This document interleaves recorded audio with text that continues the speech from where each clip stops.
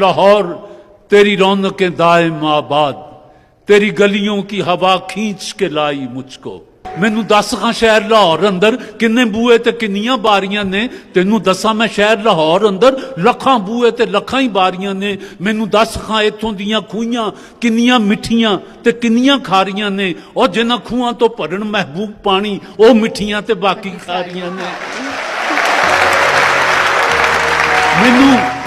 मैनू दस खां इत्थों दियां थावां किन्नियां हौलियां ते किन्नियां भारियां ने, और जिन्हां थावां ते इश्क धमाल पाई वो हौलियां ते बाकी भारियां ने।